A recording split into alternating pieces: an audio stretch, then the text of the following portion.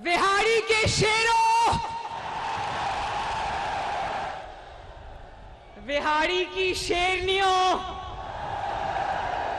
आप सबको मरियम नवाज शरीफ की तरफ से अस्सलाम अलैकुम और आपको मोहम्मद नवाज शरीफ की तरफ से भी अस्सलाम अलैकुम। मोहम्मद नवाज शरीफ ने विहाड़ी के लिए लंदन से बहुत मोहब्बत भरा सलाम भेजा है। उन्होंने कहा विहाड़ी जाओ तो उनको कहना कि मैं विहाड़ी को याद करता हूं और विहाड़ी को अक्सर याद करके मुझे अपने वो जलसे याद आते हैं जो मैंने विहाड़ी में खड़े होकर किए थे।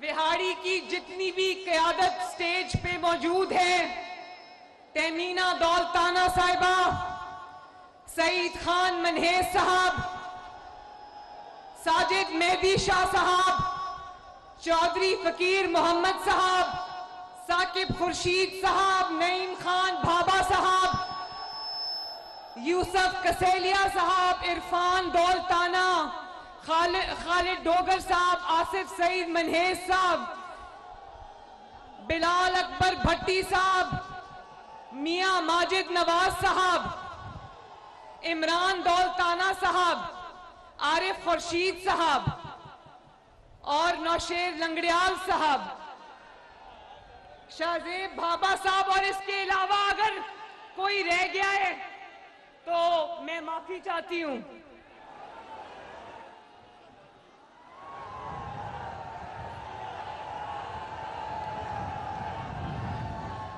विहाड़ी वालों,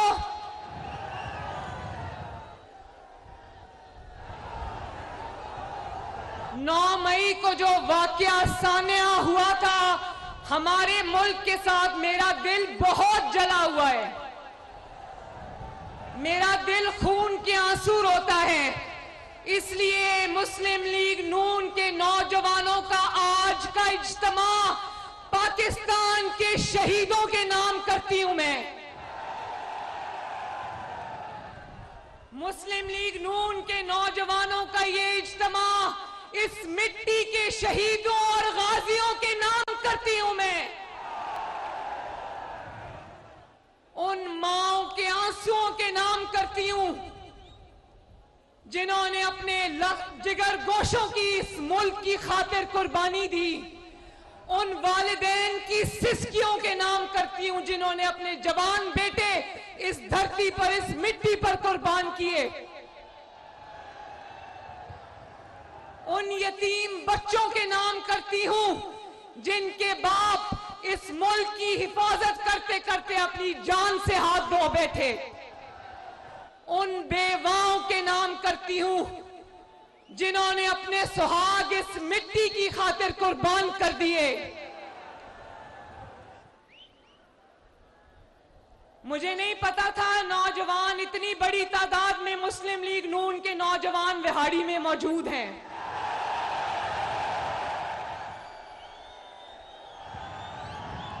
मुझे लग रहा था कि मुझे यूथ कन्वेंशन में बुला रहे हैं तो हो सकता है कुछ यूथ हो, कुछ अधेड़ उम्र लोग भी हो, कुछ बुजुर्ग लोग भी हो, मगर यहां तो 90-95% माशाअल्लाह नौजवान खड़े हैं।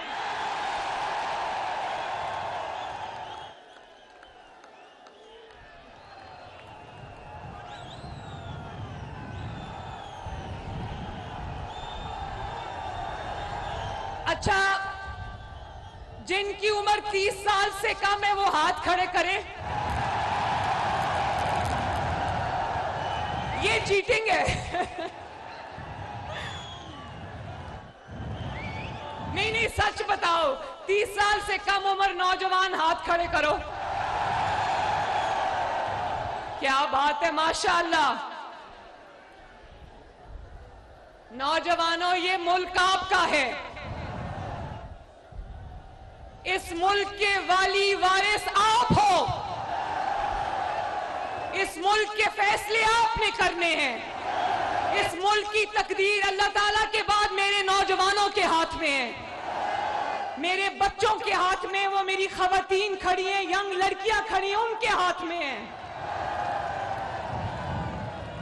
मुल्क के तरक्की के जामिन आप लोग हो। इस मुल्क की बागडोर आप लोगों ने संभाल ली है। लेकिन जरा सोच के देखो, जरा सोच के देखो कि वो भी नौजवान थे, वो भी जिन्होंने अपनी जवानियां इस मुल्क की खातिर, इस मुल्क की हिफाजत की खातिर, इस मुल्क की सरहदों की हिफाजत की खातिर, आपकी खातिर जिन्होंने अपनी जवानियां सरहदों पर इस मिट्टी की खातिर कुर्बान की। क्या कह रहे हो? आवाज नहीं आ रही?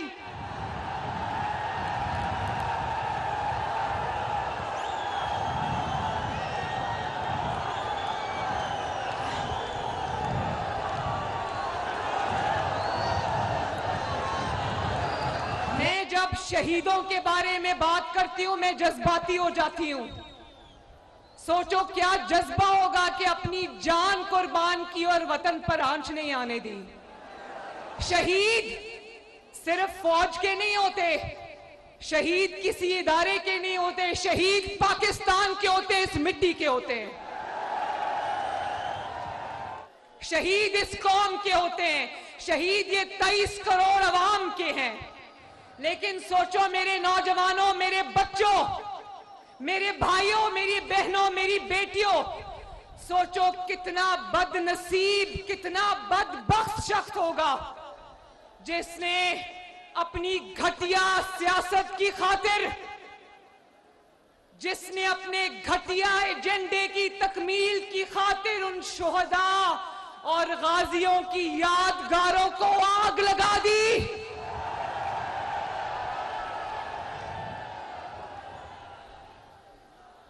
कितना बड़ा गद्दार है वो जिसने शहीदों की यादगारों को, उनकी कुर्बानियों को, उनकी अलामतों को आग लगा दी। उससे बड़ा बदबख्त कोई पाकिस्तान में हो सकता है? जिसने शहीदों के खानदानों की बेहुरमती की, जिसने उनके मां बाप, उनके बच्चों, उनकी बेवाओं के जज्बात के साथ खेला, जिसने उनके मुजस्समों को तोड़ गिराया, जिसने उनकी वर्दियों को डंडों के ऊपर टांग के उनकी तस्वीरें बनाई। मुझे बताओ, इतनी बड़ी गद्दारी क्या कोई पाकिस्तानी कर सकता है अपने मुल्क के साथ? सोचो उन माओं पर क्या गुजरती होगी। उनको तो यही तसल्ली है ना कि कुरान कहता है शहीद जिंदा है, उनको रिज्क दिया जा रहा है। तो क्या शहीदों के साथ ये सलूक इस कौम को मंजूर है? और आप क्या समझते हो? मैं अपने नौजवानों से मुखातिब हूं और आपके जरिए, विहाड़ी के जरिए कौम के हर नौजवान से मुखातिब हूं। आपको क्या लगता है ये अचानक हो गया कि इमरान खान को पुलिस पकड़ कर ले गई और अचानक ये हो गया पूरे पाकिस्तान के अंदर? नहीं मेरे नौजवानों, ये अचानक नहीं हुआ। ये प्री प्लान्ड, पूरी तखरीबकारी और दहशतगर्दी का मंसूबा जमान पाक के अंदर बना था और मुल्क और कौम पर हमलों का मास्टरमाइंड इमरान खान तोशाखाना चोर था। 60 अरब का डाका डालने वाला चोर था। गैर मुल्की कुव्वतों का, आकाओं का गुलाम था। जितना बड़ा हमला 9 मई को इमरान खान और उसके जत्थों ने पाकिस्तान में किया, मुझे हाथ उठा के बताओ, क्या इस तरह का हमला कभी पाकिस्तान का बदतरीन दुश्मन भी पाकिस्तान पर कर सका? क्या इतना संग दिलों वाला सलूक पाकिस्तान के साथ क्या दहशतगर्द तंजीमें भी कर सकी? जो पाकिस्तान का दुश्मन ना कर सके, जो दहशतगर्द ना कर सके, वो इमरान खान ने करके दिखाया।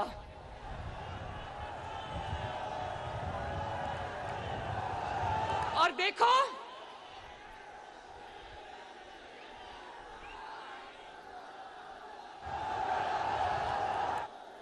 देखो, ये कोई स्पॉन्टेनियस रिएक्शन नहीं था, अचानक।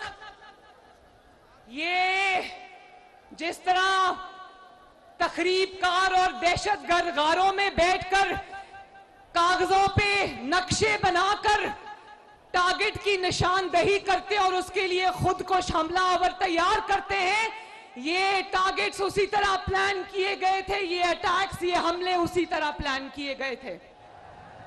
वरना ये अचानक हो गया कि उधर इमरान खान गिरफ्तार हुआ, उधर लोगों ने सीधा, जत्थों ने जाकर, बलवाइयों ने जाकर, इसके तखरीबकारों ने जाकर कोर कमांडर हाउस पर हमला किया। भाई, कोर कमांडर हाउस के बिल्कुल सामने मॉल ऑफ लाहौर भी आता है, वहां का तो शीशा तक नहीं टूटा। रास्ते में कई हुकूमती सरकारी बिल्डिंग्स आती हैं, वहां कोई नहीं गया। वहां पर कई शॉपिंग सेंटर्स आते हैं, मॉल्स आते हैं, बेकरीज आती हैं, वहां कोई नहीं गया। सीधा फौज की सीएसडी पर जाकर हमले किए, कोर कमांडर हाउस पे जाके हमले किए। और देखो,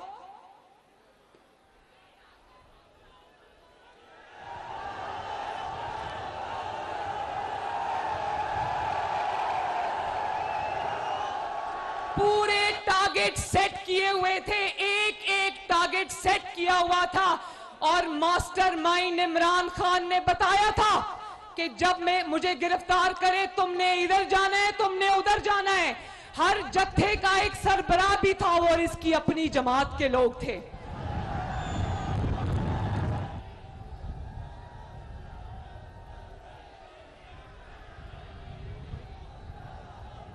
कौम जवाब मांगती है। जब तुम कहते हो मुझे सबूत चाहिए, तो कौम जवाब मांगती है। जब कोयटा से जत्था निकलता है तो सीधा छावनी का रुख क्यों करता है? जब लाहौर से जत्थे निकलते हैं तो सीधा कोर कमांडर हाउस का रुख क्यों करते हैं? जब मियांवाली में शरपसंद निकलते हैं, इमरान के शरपसंद, जब वो मियांवाली से निकलते हैं तो सीधा जाकर वो उन तैयारों को क्यों जलाते हैं जो तैयारे पाकिस्तानी कौम का, आपका और मेरा फख्र थे, जिन्होंने जंगों में दुश्मन के तैयारे मार गिराए, ये उस तैयारे पे जाके हमला क्यों करते हैं? एक मिनट, ये उस तैयारे पे हमला क्यों नहीं करते जिसको इमरान खान ने अपनी वजारत उज़्मा में रक्शे की तरह चलाया? उस तैयारे पे जाके हमला क्यों नहीं करते? पेशावर में जत्था निकलता है तो सीधा एफसी के हेडक्वार्टर्स में जाता है, किला बाला हसार में जाता है, कहीं और नहीं जाता। चीफ मिनिस्टर हाउस नहीं जाता, सीधा अपने अस्करी टारगेट के ऊपर जाता है। पिंडी में जब इमरान का जत्था निकलता है तो लाल हवेली नहीं जाता, सीधा जीएचक्यू जनरल हेडक्वार्टर्स जाता है, पाकिस्तान आर्मी के ऊपर हमला करने जाता है। भाई, पिंडी में लाल हवेली भी है, वहां क्यों नहीं गए तुम्हारे बलवाई? सीधा जीएचक्यू क्यों गए? सीधा आईएसआई की इंस्टॉलेशंस पे, तंसीबात पर क्यों गए?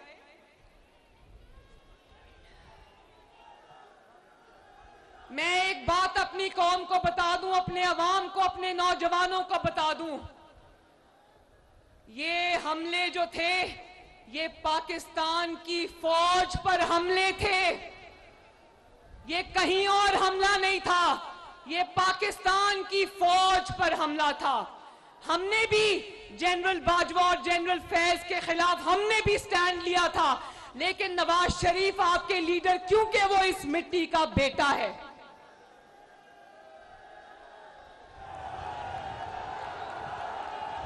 नवाज शरीफ इस मिट्टी का बेटा है। उसने कहा जनरल बाजवा कौम आपसे जवाब मांगती है, जनरल फैज कौम आपसे जवाब मांगती है और आपको जवाब देना पड़ेगा। पाकिस्तान की फौज को मैं सलूट करता हूं। ये नवाज शरीफ ने 2020 और 19 में ये बात कही थी।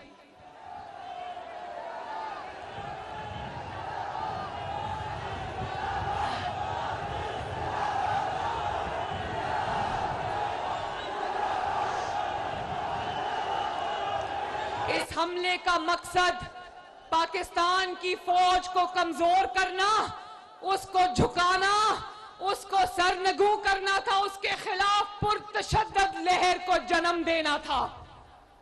इसका मकसद पाकिस्तान के लिए कोई खिदमत नहीं था। शर्म आनी चाहिए इमरान खान, डूब के मर जाओ शर्म से तुम। और मेरे नौजवानों, ये भी मैं आपको बता दूं कि ये इमरान इसमें अकेला नहीं था। इन हमलों में इमरान खान के वो सहूलतकार जो 2011 से लेकर 2022 तक इसकी सरपरस्ती करते रहे, इसकी सहूलतकारी करते रहे, वो सब भी शामिल है इसमें।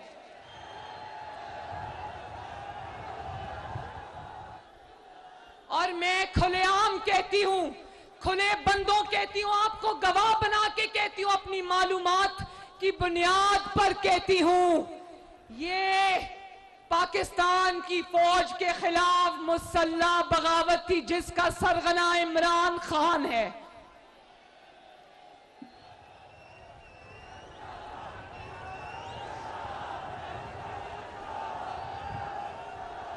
और विहाड़ी के मेरे नौजवानों, ये कोई पहला हमला नहीं था। ये एक सोची समझी साजिश थी जिसका आगाज हुआ था जब आज के सिपा सालार जनरल आसिम मुनीर को इसने DGI के ओहदे से अपनी करप्शन की निशानदेही करने पर हटाया था। और उसकी जगह ये जिसको अपने हाथ और आंखें और कान कहता था जनरल फैज, ये उसको लेकर आया था उसकी जगह पर। और उसके बाद अपने इक्तदार को दवाम देने के लिए इसने नए DGI की तकर्री रोकी, क्योंकि जनरल फैज इसका अलायकार था, उसको ये रखना चाहता था, क्योंकि 10 साल ये इक्तदार में रहना चाहता था। और उसके बाद जब जनरल आसिम मुनीर की बारी I chief of army staff बनने की, तो इसने कहा मैं नवाज शरीफ को नया चीफ ऑफ आर्मी स्टाफ मुकर्रर नहीं करने दूंगा।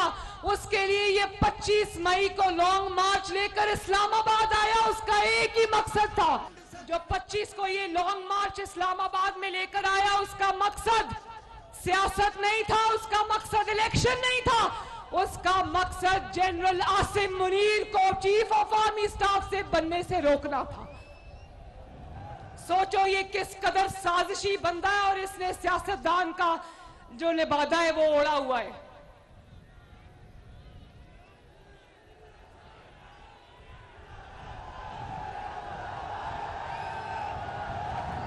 इसने सोचा तकब्बर और रऊनत देखो, कभी कहता था नवाज शरीफ के कमरे का AC उतरवा दूंगा, नवाज शरीफ का खाना बंद कर दूंगा, नवाज शरीफ को छोड़ूंगा नहीं। आज अल्लाह ताला की कुदरत देखो, आज बेबसी की और इबरत की तस्वीर बना बैठा है पूरी दुनिया के लिए। याद है ना नवाज शरीफ ने आसमान की तरफ देखकर क्या कहा था? क्या कहा था? जब इसने जुल्म के इंतकाम के पहाड़ तोड़े नवाज शरीफ पर, तो नवाज शरीफ ने उंगली उठाकर आसमान की तरफ देखकर कहा था मैं अपना मामला अल्लाह रब्बुल इज्जत पे छोड़ता हूं। और मैं कल देख रही थी, इसने अदालत को लिख कर दिया कि मरियम नवाज शरीफ अपने बाप का इंतकाम मेरे से ले रही है। वाह अल्लाह तेरी शान।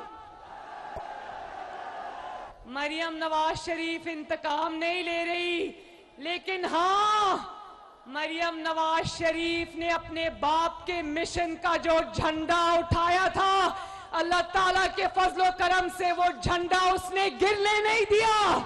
मरियम नवाज शरीफ ने अपने बाप का साथ दिया अल्हम्दुलिल्लाह, और हर बेटी का सर फख्र से बुलंद किया, क्योंकि मरियम नवाज शरीफ जानती थी कि मेरा बाप हक पर है। मरियम नवाज शरीफ अपनी बेटी तो थी बाप की, लेकिन पहले मरियम नवाज शरीफ इस मिट्टी की बेटी है, और इस मिट्टी की खातिर जेल तो जाना दूर की बात, जान कुर्बान करते हुए भी दरेग नहीं करेंगे इंशाल्लाह।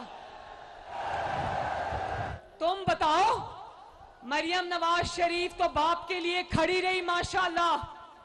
मरियम नवाज शरीफ जेल को देखकर सर पे बाल्टी रखकर दौड़ी नहीं, टांग पे प्लास्टर चढ़ाकर नहीं बैठी, व्हील चेयर पे नहीं बैठी। मरियम नवाज शरीफ ने इस रास्ते में जितनी भी रुकावटें आई, जितनी भी कांटे आए, मैंने उनको फूलों का हार समझ के अपने गले में पहना, क्योंकि जज्बा सच्चा था, नीयत अच्छी थी। पाकिस्तान की जंग थी, ये अपने इक्तदार की जंग नहीं थी। तो बंदा इससे पूछे, मरियम नवाज शरीफ बेटी को कह रहे हो तुमने बाप का इंतकाम लिया है, तो इसको पता था इसने इतने बड़े बड़े जुल्म किए हैं, इतना ज्यादा जो इसने ज्यादतियां की हैं लोगों के साथ, अब लोग इंतकाम लेंगे। लेकिन नवाज शरीफ और उसकी बेटी इंतकाम में यकीन नहीं रखते। हाँ, नवाज शरीफ और उसकी बेटी अल्लाह ताला की जात और मकाफात अमल पर जरूर यकीन रखते हैं।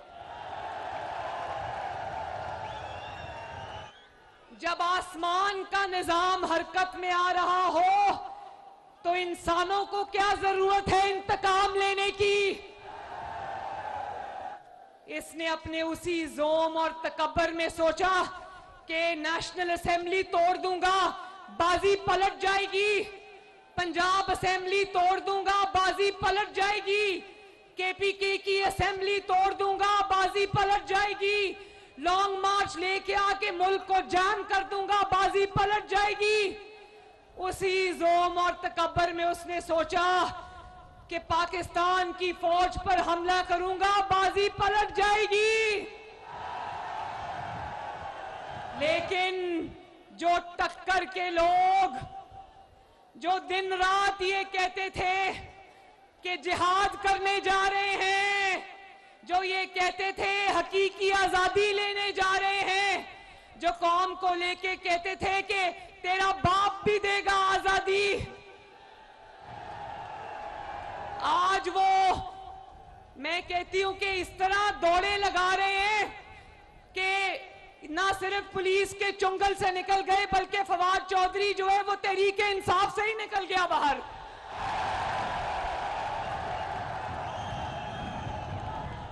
सियासतदान जेल जाने से नहीं डरता, सिर्फ चोर और डाकू जेल जाने से डरता है। ये वीडियो देखकर अल्लाह का शुक्र अदा किया, अपनी लीडरशिप पे फख्र हुआ। क्या शेर के बच्चे हैं ये, क्या शेर का बच्चा है नवाज शरीफ। और कहता है, जरा सुनना, ये जो अभी लाइन लगी हुई थी ना पीटीआई छोड़ने वालों की, जहां से आए वहीं चले गए।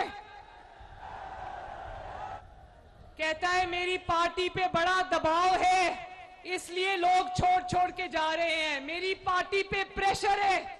जरा सुनना इमरान खान, तुम जानते हो कि प्रेशर चीज क्या होती है? प्रेशर होता है जब एक बाप के सामने, एक कैदी बाप के सामने उसकी बेटी को गिरफ्तार किया जाए, प्रेशर वो होता है। लेकिन अल्हम्दुलिल्लाह ना बाप झुका ना बेटी झुकी। प्रेशर वो होता है जब नवाज शरीफ भी उसी जेल में बंद, शहबाज शरीफ उसका भाई भी उसी जेल में बंद, कैप्टन सफदर भी उसी जेल में बंद, मरियम नवाज भी उसी जेल में बंद, शहबाज शरीफ का बेटा हमजा शहबाज भी उसी जेल में बंद। लेकिन ना नवाज शरीफ झुका ना शहबाज शरीफ झुका, अल्हम्दुलिल्लाह। प्रेशर वो होता है जब बीवी लंदन में बिस्तरे मर्ग पे आखिरी सांसें ले रही हो और खामन को फोन करने की इजाजत ना हो, बात करने की इजाजत ना हो, आखिरी अल्फाज सुनने और कहने की इजाजत ना हो। प्रेशर उसको कहते हैं इमरान खान। ना नवाज शरीफ झुका, ना उसका खानदान झुका, ना उसकी जमात झुकी और ना अपने कारकुनों का सर झुकने दिया। आपका सर बिहारी हमने झुकने नहीं दिया।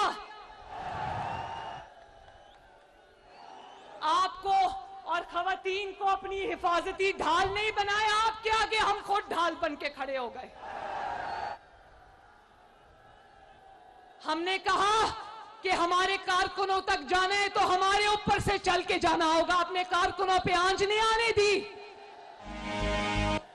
और आपको पता है, राना सनाउल्लाह पर 20 किलो हेरोइन डाल दी इन्होंने। जानते हो हेरोइन की सजा क्या होती है? क्या होती है? सजाए मौत होती है।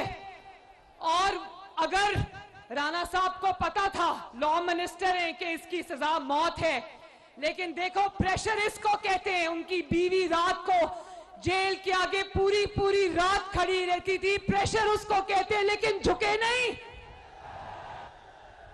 बल्कि राणा सनाउल्लाह को जब पेशी के लिए कोर्ट लाया गया तो मीडिया ने उनसे सवाल किया। उसने कहा कि नवाज शरीफ को छोड़ने का तो सवाल पैदा नहीं होता, जहां नवाज शरीफ का पसीना गिरेगा वहां मेरा खून गिरेगा।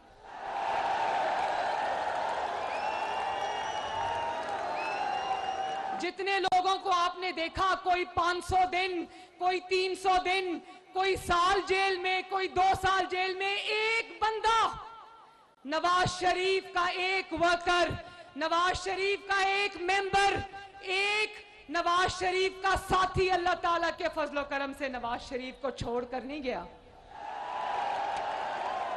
ये होता है जज्बा, ये होता है मिट्टी से मोहब्बत, ये होता है आपका कोई नजरिया जिस पे आप चलते हो, ये होता है मिशन। और आप अपने लोगों को क्या इल्जाम देते हो? जब आपका लीडर खुद गीदड़ निकलेगा तो लोग कैसे खड़े होंगे? जब आपके कारकुन ये देखेंगे कि जेल का खौफ ने, जब पुलिस पकड़ने आती है तो टांग पे प्लास्टर लगा के बैठ जाता है, 6 महीने प्लास्टर नहीं उतरता। जब लोग ये देखेंगे, कारकुन ये देखेंगे कि मुंह पे काला डब्बा, काली बाल्टी पहन लेता है, तो वो कारकुन कहां से हिम्मत पकड़ेंगे? जब नवाज शरीफ ने गिरफ्तारी दी थी तो फ्रंट से लीड किया था, ये नहीं कि खुद घर में छुप जाओ और कारकुनों को कहो कि निकलो और गिरफ्तारी दो। और आज सिर्फ तुम्हारे लोग तुम्हें छोड़ नहीं रहे, तुम्हारे खिलाफ प्रेस कॉन्फ्रेंसेस में गवाहियां दे रहे हैं कि इमरान ने कहा था कि 9 मई के हमले करो। वो टीवी पर आकर ये गवाहियां दे रहे हैं कि इमरान खान 9 मई के सानहे का मास्टरमाइंड था, सरगना था, गैंग का सरबराह था। नवाज शरीफ को तो चौधरी निसार साहब जब छोड़ गए, एक ही बंदा गया, चौधरी निसार, वो भी जाते जाते गवाही दे गया कि मैं ये गवाही देता हूं कि नवाज शरीफ ईमानदार है।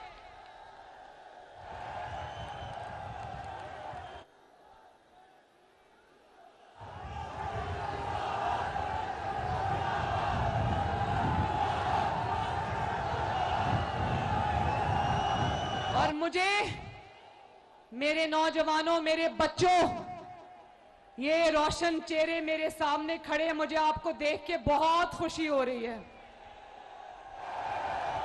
अल्लाह ताला आपको सलामत रखे।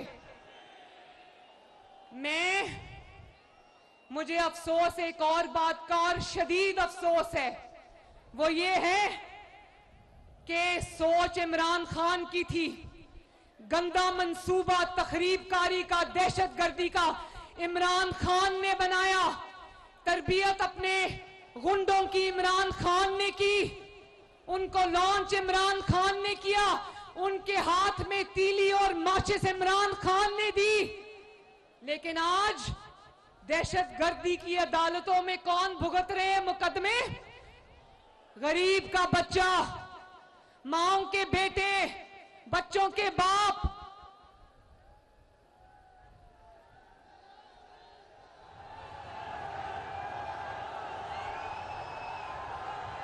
जो आज इंसदाद दहशतगर्दी की अदालतों में जो 10-10, 20-20 साल के लिए गए नौजवान, मुझे तरस आता है उन पर। उनको वरगलाने वाला इमरान खान आज भी खुला फिर रहा है। जिसने उनको तखरीबकारी का सबक दिया पिछले 1 साल की, जब से ये इक्तदार से निकला इसकी 1 साल की तकरीरें उठा के देख लो, सवाए घेराव, जलाओ, तखरीबकारी के, दहशतगर्दी के, इसने किसी चीज का सबक दरस नहीं दिया कौम को।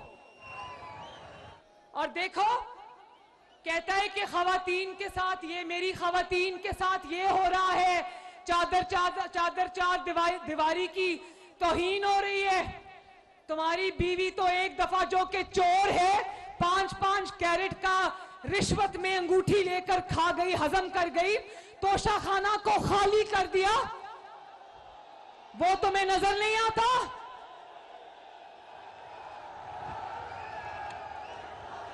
अल-कादिर ट्रस्ट में पाकिस्तान का 60 अरब रुपए के बदले इसने 500 किनाल जमीन ले ली, वो तुम्हें नजर नहीं आता? अपनी बीवी को चादरों के साथ लेके जा रहा था अदालत, तो मैं उस दिन सोच रही थी, तुम्हारी बीवी औरत है, दूसरों की बेटियां और बीवियां औरतें नहीं है।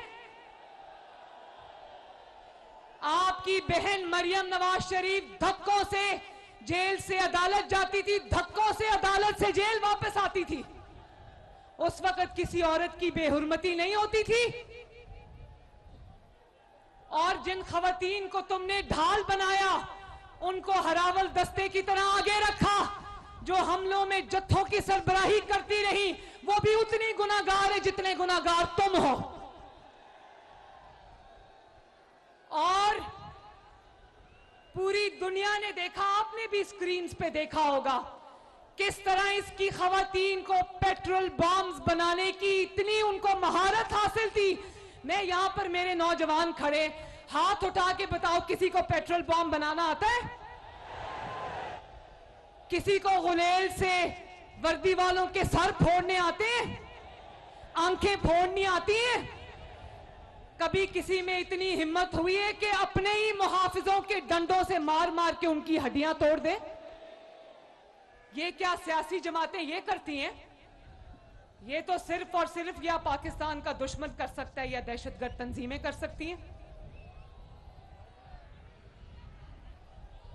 तो आज जो नौजवान मुकदमात भुगत रहे हैं, जिनकी माएं इस वक्त घर में बैठ के रो रही हैं, मैं उन माओं से मुखातिब हूं, वालिदैन से मुखातिब हूं कि जब मैंने आपको कहा था कि इस फितना, इस इंतशार के पीछे अपने बच्चों को बर्बाद ना करें, आपने मेरी बात नहीं सुनी।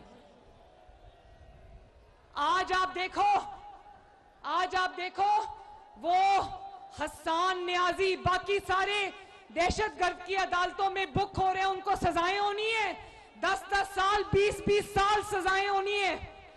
लेकिन देखो, जिसने उनके दिमागों में बारूद भरा, जिसने उनकी सोचों में बारूद भरा, उसके अपने बच्चे लंदन में आराम से अयाशी कर रहे हैं।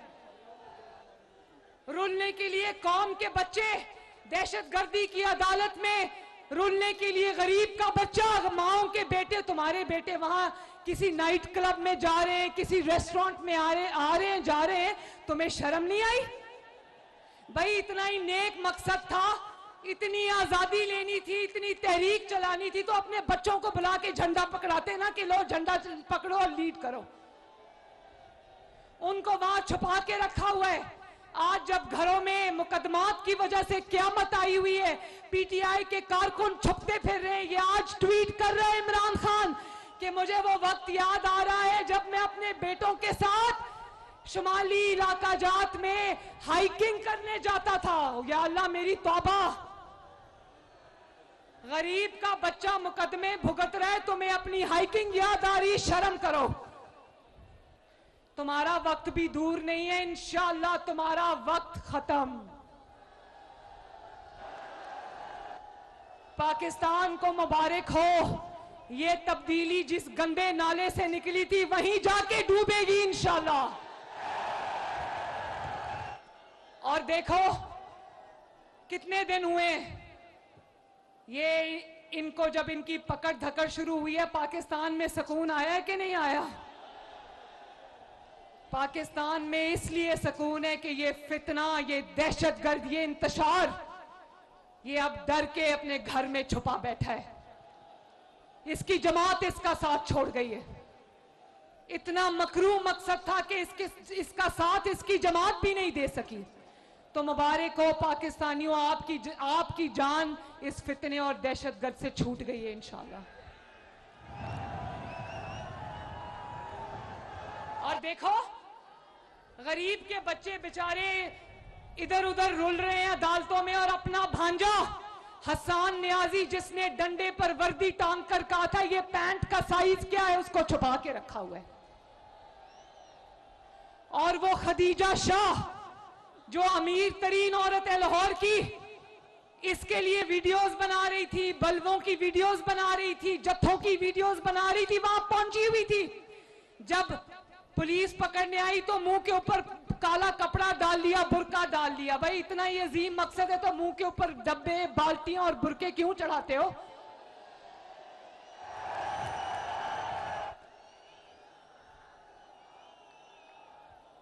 और कहती है, जब उसको पकड़ने के लिए आए तो कहती है मैं तो दूसरे मुल्क की शहरी हूं, मैं तो बरतानिया की शहरी हूं, मैं अपनी एम्बेसी से बात कर रही हूं। पैसे कमाने के लिए पाकिस्तान, हुक्मरानी करने के लिए पाकिस्तान, और जब कानून का शिकंजा तुम्हारी गर्दन पे तंग हो तो तुम दूसरे मुल्क की शहरी हो।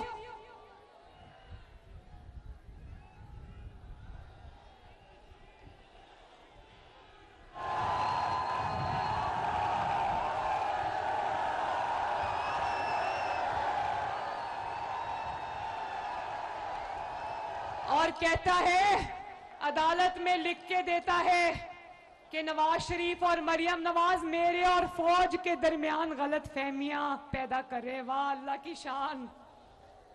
क्या मरियम नवाज शरीफ और नवाज शरीफ ने तो तुम्हारा दिमाग हैक कर लिया या तुम्हारा मुंह हैक कर लिया? बड़े ताबेदार हो मरियम नवाज शरीफ के, जो मरियम नवाज शरीफ कहती है वो भी करते हो, जो नवाज शरीफ कहता है वो ही करते हो। जो 9 मई को तुमने किया वो तुम्हें नवाज शरीफ ने करने को कहा था, वो तुम्हें मरियम नवाज ने करने को कहा था। आए बाएं शाएं ना करो, आओ अपना हिसाब दो इस कौम को, और कौम तुम्हें छोड़ेगी नहीं इंशाल्लाह। ना कौम तुम्हें छोड़ेगी और ना कौम उन जजेस को छोड़ेगी जो तुम्हारे सहूलतकार बने हुए हैं। आज आप देखो वो ऑडियो लीक्स आई जस्टिस उमर अता बंदयाल की सास की। वो सास कह रही है, हाय राफिया, मैं तो इमरान के जलसे में गई, वहां लाखों लोग थे, पूरे हर शहर में लोग इमरान खान के लिए दुआएं कर रहे हैं। तो आज ये कह रहा था अदालत में उमर अता बंदयाल कह रहा था कि आईन और कानून, जब टैपिंग हुई, जब ऑडियो टेप्स आई, तो ये आईन और कानून के खिलाफ वर्जी है। किसी को टैप करना, किसी को टेप बनाना, वो आईन और कानून की खिलाफ वर्जी है। और मुल्क और कौम के खिलाफ साजिश करना खिलाफ वर्जी नहीं है आईन और कानून की। एक चोर को दहशतगर्द का साथ देना आईन और कानून की खिलाफ वर्जी नहीं है। क्या ये आईन और कानून की खिलाफ वर्जी नहीं है जब 60 अरब का डाका डालकर आपके टैक्स पेयर का पैसा खा कर ये जब जाता है सुप्रीम कोर्ट में अपनी रिहाई के लिए, तो उमर अता बंदयाल से मिलकर बहुत खुशी हुई। और फिर सिर्फ खुशी नहीं मनाई, इसको एक दिन की जेल में इसके कानों से धुएं निकलने शुरू हो गए। जाके कहते हैं मैं तो 24 घंटे से बाथरूम ही नहीं गया। तो क्या बात है नवाज शरीफ की, 14 महीने अटक किले में मुशर्रफ जैसे डिक्टेटर के नीचे जेल काटी, 1 साल तुम्हारी इंतकाम की वजह से पूरा 1 साल जेल काटी इधर कोट लखपत और अडियाला के अंदर। नवाज शरीफ कल भी था, नवाज शरीफ आज भी है, और नवाज शरीफ कल भी रहेगा इंशाअल्लाह ताला। कई फितने आए और चले गए। उमर अता बंदयाल साहब, मैं आपको एक मैसेज देना चाहती हूं बिहारी की आवाम की तरफ से, पाकिस्तान के नौजवान की तरफ से जो मुल्क में रूल ऑफ लॉ देखना चाहता है। ये नहीं हो सकता कि मुकदमा भी आपके खिलाफ हो और बेंच में भी आप बैठे हो, ये नहीं हो सकता। मुकदमा सास के खिलाफ हो और दामाद ये मुकदमा सुन रहा हो, ये नहीं हो सकता। मुकदमा आपके साथी जज जस्टिस मुजाहिर अली नकवी के खिलाफ हो और आप बैठकर वो मुकदमा सुन रहे हो, ये नहीं हो सकता। ये नहीं हो सकता कि मुल्जिम भी आप हो और मुनसिफ भी आप हो, ये पाकिस्तानी कौम होने नहीं देगी। और आखिर में एक बात मेरी सुनना, तकब्बर और रऊनत रस्सी जल गई, बल नहीं गया। तकब्बर और रऊनत में कह रहे जितने लोग मेरी पार्टी को छोड़ के जा रहे हैं चले जाएं, मैं जिसको भी टिकट दूंगा वो जीत जाएगा। तो मैं देखती हूं कि तुम्हारे जैसे गद्दार वतन का टिकट लेने वाला तुम्हें पूरे पाकिस्तान में कोई नहीं मिलेगा इंशाल्लाह। तुम टिकट लेकर 2011 से पहले की तरह ढूंढोगे, तुम्हारी टिकट लेने वाला कोई नहीं होगा इंशाल्लाह ताला। क्योंकि अगर तुम्हारी टिकट लेकर कोई अवाम में गया तो अवाम भी उसका वही हाल करेंगे जो 9 मई को तुमने पाकिस्तान का हाल किया था। तो फिर अवाम के हाथ में भी वो माचिस और तीली होगी और लोग तुम्हें छोड़ेंगे नहीं इंशाल्लाह। ये खन्नास अपने दिमाग से निकाल दो कि तुम्हारी कोई टिकट लेने वाला भी होगा। तुम्हारी इंशाल्लाह ताला योर गेम इज ओवर और इसमें फातेह होगा पाकिस्तान इंशाल्लाह। बिहारी वालों, अल्लाह ताला आप सबका हामियों नासिर हो। अल्लाह ताला आपको अपने घरों में खुश और आबाद रखे। मेरे साथ मिलके आज एक ही नारा लगेगा, पाकिस्तान, और बोलो शुहदा को सलाम, शुहदा को सलाम, गाजियों को सलाम। इस मिट्टी के लिए कुर्बानियां देने वाले फौजी जवानों को, पुलिस के जवानों को, लॉ एनफोर्समेंट एजेंसीज के हर जवान को पाकिस्तान का सलाम। पाकिस्तान पाइंदाबाद।